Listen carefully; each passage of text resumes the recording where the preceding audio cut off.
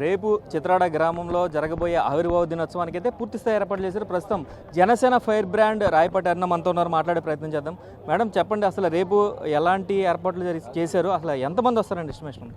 మా అంచనా ప్రకారం 7 లక్షల నుంచి 10 లక్షల వరకు ఈ వేదికకు హాజరవుతారని చెప్పేసి అనుకుంటున్నామండి. 10 లక్షల మంది వచ్చినప్పటికీ కూడా ఎలాంటి అసౌకర్యం అనేది కలగకుండా వేదిక ఏర్పాట్లు, అలాగే వాళ్ళకి మంచినీళ్లు, మజ్జిగ, పుచ్చకాయలు, వాటరు, తిరిగి వెళ్ళేటప్పుడు కూడా ఇక్కడ ఉన్నంతసేపే కాకుండా తిరిగి మళ్ళీ మా సభలు ఎప్పుడు కూడా లేట్ నైటే ముగుస్తాయి. 12 అయినా 1 గంటైనా పవన్ కళ్యాణ్ గారి యొక్క ప్రసంగం అయిపోయేంత వరకు ఎంతో ఓపిక్గా ఆయన కోసం ఆతృతగా ఎదురు చూస్తూ ఉండేటువంటి అభిమానులు కాబట్టి మా సభలకు వచ్చేవాళ్ళు.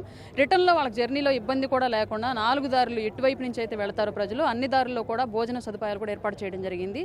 కాబట్టి మా సభకు వచ్చే ప్రతి ఒక్కరికి అన్ని సౌకర్యాలు ఏర్పాటు చేసి వాళ్ళు క్షేమంగా మళ్ళీ ఇల్లు చేరుకునేంత వరకు కూడా పార్టీ బాధ్యత వహించిందండి.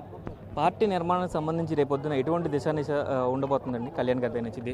గత 11 ఏళ్ల ప్రస్థానం, అలాగే ఈరోజు అధికారంలోకి వచ్చాక ఈ 9 నెలల పరిపాలన, దీంట్లో జనసేన యొక్క ప్రాతినిధ్యం, రాబోయే 5 ఏళ్ల పాటు జనసేన యొక్క ప్రభావం రాష్ట్రం మీద అలాగే ప్రభుత్వం మీద ఎలాగ ఉండబోతుంది, దేశ రాజకీయాల్లో జనసేన యొక్క ప్రస్థానం ఏంటి అనేటువంటి అన్ని అంశాల మీద పవన్ కళ్యాణ్ గారు రేపు ఈ వేదిక సాక్షిగా ప్రసంగించబోతున్నారండి.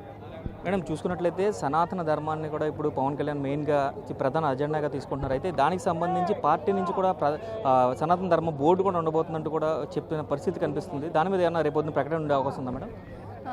రేపు ప్రకటన ఉంటుందా లేదా అన్నది మాకు ఇప్పటివరకు ఎలాంటి సమాచారం లేదు సార్. బట్ సనాతన ధర్మ పరిరక్షణ బోర్డు అనేది రావాలి అని చెప్పేసి ముస్లిమ్స్కి ఎలాగ వక్ఫ్ బోర్డు ఉందో, క్రైస్తవులకు ఎలాగ మిషనరీస్ ఉన్నాయో, అలాగే హిందూ ధర్మాన్ని పరిరక్షించడానికి, సనాతన ధర్మాన్ని పరిరక్షించడానికి కూడా ఒక సనాతన ధర్మానికి సంబంధించి బోర్డు ఒకటి రావాలని చెప్పేసి పవన్ కళ్యాణ్ గారి యొక్క ఆకాంక్ష. దానికి సంబంధించి ఎప్పుడు కూడా సంసిద్ధమై ఉంటాం. ఆ బోర్డు ఏర్పాటు చేయడంలో ప్రభుత్వం సహకరిస్తే కేంద్ర స్థాయి నుంచి ఈ సహకారం అందాలని చెప్పేసి పెద్ద ఎత్తున కోరుకుంటున్నాము. రానున్న రోజుల్లో ఆ బోర్డును ఏర్పాటు చేయడానికి 100% చిత్తశుద్ధితో పనిచేస్తాం. ఇది చూసుకున్నట్లయితే రేపటికి పూర్తి ఏర్పాట్లు చేశాం, కానీ సనాతన ధర్మానికి సంబంధించి సనాతన ధర్మ బోర్డు అయితే ఖచ్చితంగా, పరిరక్షణ బోర్డు అయితే ఖచ్చితంగా రావాలనేది పవన్ కళ్యాణ్ ఆకాంక్ష. కాబట్టి ఖచ్చితంగా ఆయన ఆ దిశగా అడుగులు ఉంటాయంటూ కూడా రాయపాటి అన్న చెప్తున్న పరిస్థితి కనిపిస్తుంది. కెమెరామెన్ రవితో శంకర్, బిగ్ టీవీ.